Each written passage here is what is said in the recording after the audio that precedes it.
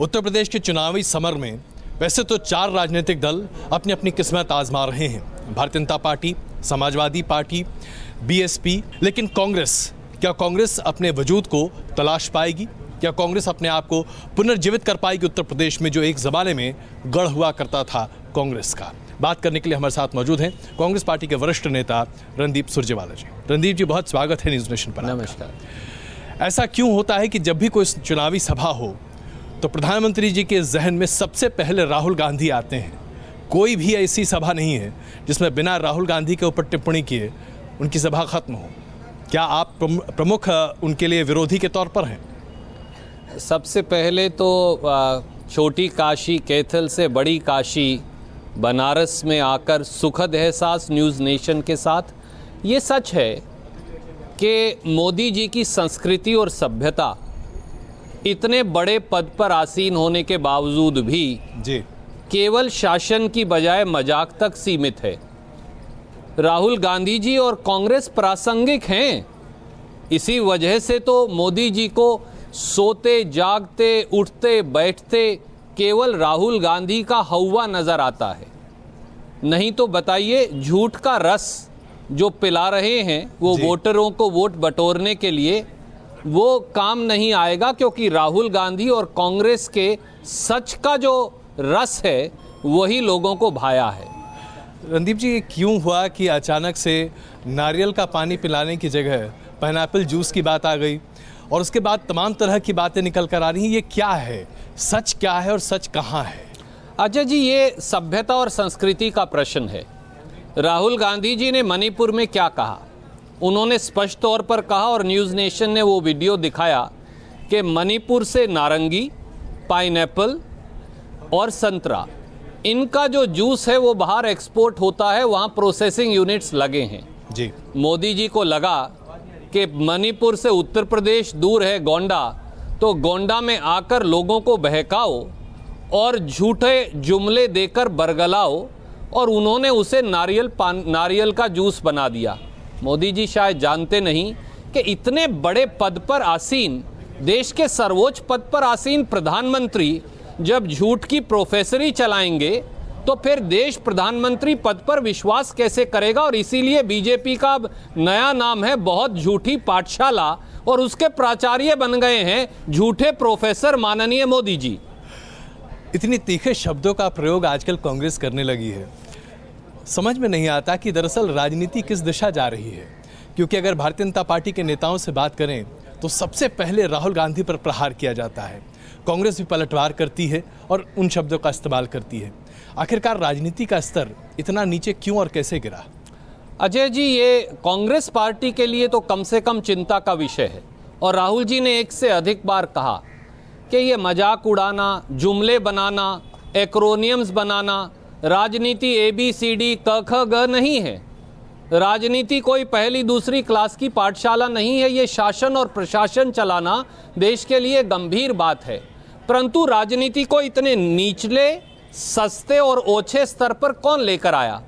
क्या ये सच नहीं कि अमित शाह जी और मोदी जी सुबह उठकर बजाय ये देखने के कि बनारस, उत्तर प्रदेश या देश के लिए क्या प्रशासनिक काम करना है, सुबह सुबह जुमले घड़ते हैं। एक बड़ा आरोप आपकी पार्टी के प्रति यह भी लगाया जाता है कि जिम्मेदार विपक्ष की भूमिका आप निभा नहीं पा रहे हैं। 44 सीट संसद में आप बर्दाश्त नहीं कर पा रहे, कम से कम सत्तारूढ़ पार्टी का यही कहना है, और इसी वजह से पार्लियामेंट की तमाम गतिविधियों को बाधित करते हैं।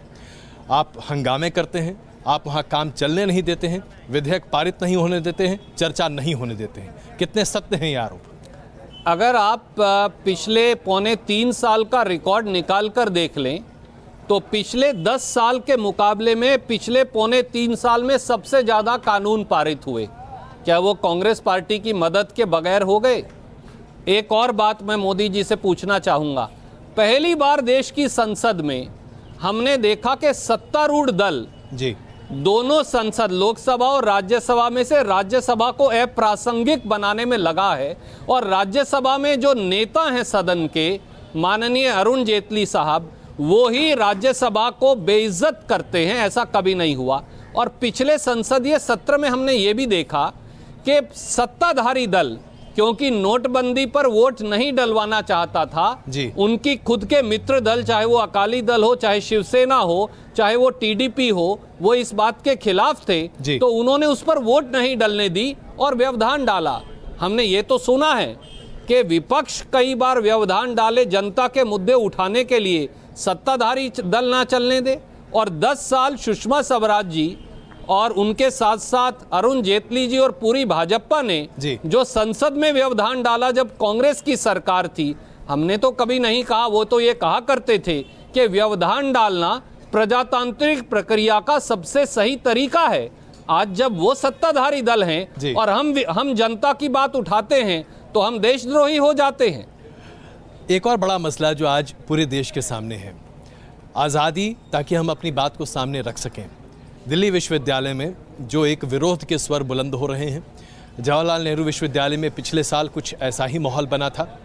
एबीवीपी को लेकर जो प्रतिक्रियाएं आ रही हैं, खास करके राहुल गांधी जी ने भी जो अपनी बातों को कहा ट्वीट के जरिए जी, क्या कांग्रेस पार्टी ये मानने लगी है कि अभिव्यक्ति की आज़ादी आज हिंदुस्तान में खतरे में है? ये केवल कांग्रेस नहीं कह रही, इस देश का आम साधारण नागरिक, उस पर जिस प्रकार से एक शिकंजा कसा जा रहा है ये साफ है। और दिल्ली विश्वविद्यालय को एक बार छोड़ दीजिए जी, मद्रास में अंबेडकर पेरियार स्टडी सर्कल, गरीब छात्र मोदी जी की आलोचना कर देते हैं तो एचआरडी मंत्रालय मद्रास यूनिवर्सिटी में उन्हें बैन कर देता है। एक और दलित छात्र और गरीब छात्र, पिछड़े वर्गों के छात्र रोहित वेमुला के साथ मिलकर हैदराबाद केंद्रीय विश्वविद्यालय में विरोध करते हैं तो रोहित वेमुला को आत्महत्या के लिए मजबूर किया जाता है और मोदी जी उस वाइस चांसलर को की तारीफ भी करते हैं और इनाम भी देते हैं। एफटीआईआई के स्टूडेंट्स अगर गजेंद्र चौहान जैसे सी ग्रेड एक्टर को इतनी बड़ी संस्था के प्रमुख लगाने का विरोध करते हैं तो मोदी जी ने दिनों दिन उनकी छात्रों की प्रताड़ना करते हैं। अगर जेएनयू हो या गुरमेहर कौर नाम की 20 वर्षीय छात्रा हो, अगर वो एबीवीपी की गुंडई का विरोध करती है तो आप उसको बलात्कार और हत्या की धमकी देते हैं। क्या कसूर है शहीद की एक 20 साल की बेटी का? वो कहती है कि मैं एबीवीपी की गुंडागर्दी से सहमत नहीं और मैं अपना अधिकार अलग रखना चाहती हूँ। बनारस हिंदू यूनिवर्सिटी की छात्राएं अब मोबाइल फोन और इंटरनेट इस्तेमाल करने के लिए छात्र और छात्राओं में अलग अलग निर्णय किया जाएगा, क्योंकि वहां के वाइस चांसलर ये कहते हैं कि मैं आरएसएस का बहुत बड़ा प्रचारक हूं और आरएसएस ने तो आज तक महिलाओं को सदस्य बनने नहीं दिया, इसलिए मैं छात्राओं को भी उनके अधिकार से वंचित कर दूंगा।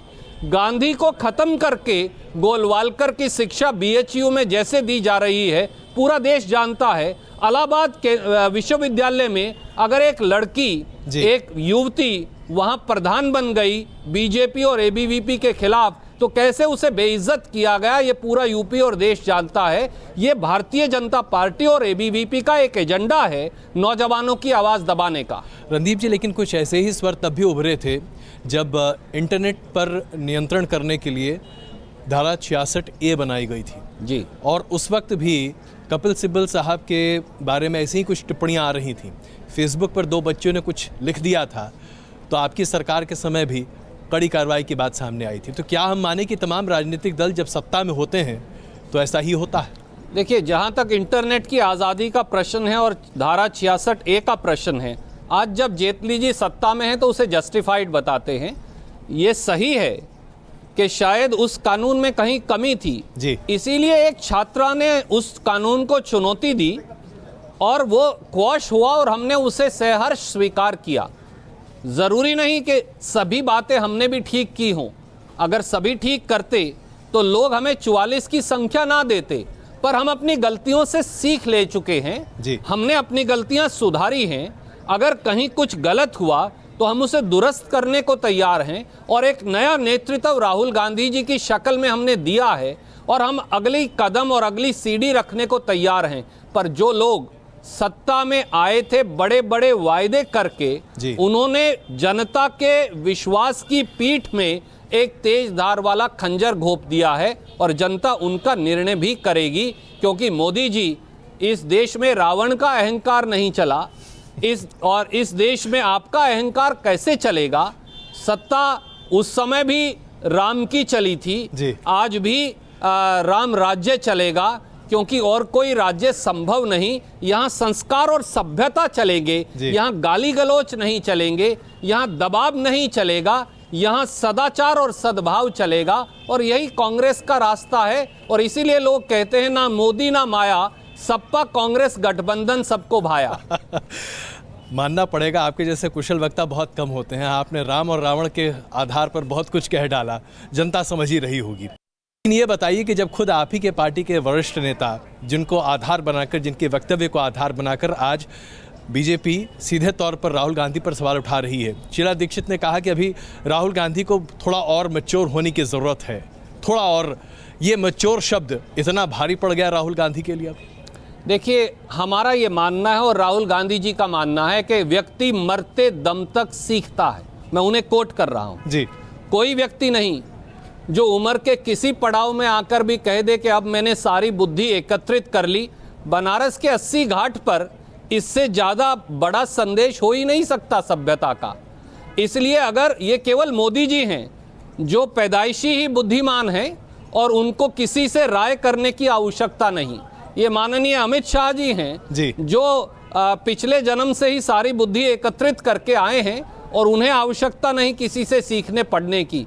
इसीलिए तो आज तक बनारस को सांसद प्रतिनिधि नहीं मिला, इसीलिए तो सभासदों को मिलाकर चाय पिलाकर छुट्टी कर दी जाती है। इसीलिए तो मोदी जी ने बनारस के विधायकों की एक बैठक आज तक नहीं ली, क्योंकि उन्हें तो सब चीज़ों का ज्ञान है। राहुल गांधी जी और कांग्रेस कहती है हमें सब चीज़ों का ज्ञान नहीं, हम हर रोज़ सीखेंगे। हम गरीब से गरीब, साधारण से साधारण, अनपढ़ से अनपढ़ आदमी से सीखेंगे और सीखकर देश और प्रदेश दोनों का भला करेंगे। ये हमारा रास्ता। उत्तर प्रदेश में समाजवादी पार्टी के साथ गठबंधन करना, इसको लेकर भी भारतीय जनता पार्टी आप पर काफ़ी प्रहार कर रही है। लेकिन मैं आपसे जानना चाहता हूँ, क्या ये वाकई में ज़रूरी था आपके लिए? क्या 403 सीटों पर कांग्रेस के पास उम्मीदवारों की कमी थी? दोनों नेताओं ने, दोनों युवा उत्तर प्रदेश के बेटों ने ये निर्णय किया कि वो अपनी अपनी राजनीतिक स्वार्थ से ऊपर उठकर और कहीं ना कहीं अपनी पार्टी के शायद अधिकारों से ऊपर उठकर एक नए उत्तर प्रदेश के गठन के लिए, एक नवीन उत्तर प्रदेश के गठन के लिए एक नई शुरुआत करेंगे। ये ऐसी ही शुरुआत है। एक मोदी जी हैं जो स्वयंभू दत्तक पुत्र हैं गंगा जी के, परंतु गंगा मैया और ज़्यादा मटमैली हो गई जब से मोदी जी आए हैं 33 महीने में। और अगर इसी बनारस में आपको देखना है तो एक दूसरा उदाहरण वो भी देख लें जाकर, जो हमने किया था, जो अखिलेश यादव जी की सरकार ने किया है, वरुणा घाट का जो हमने निर्माण किया है, एक वो देख लीजिए। प्रोजेक्ट पूरे कैसे होते हैं वो देख लीजिए और प्रोजेक्ट पूरे कैसे हुए हैं वो यहाँ देख लीजिए। बहुत धन्यवाद रणदीप जी, न्यूज़ नेशन से बात करने के लिए। शुक्रिया और नमस्कार। शुभकामनाएं आपको इस चुनाव के लिए। बहुत धन्यवाद।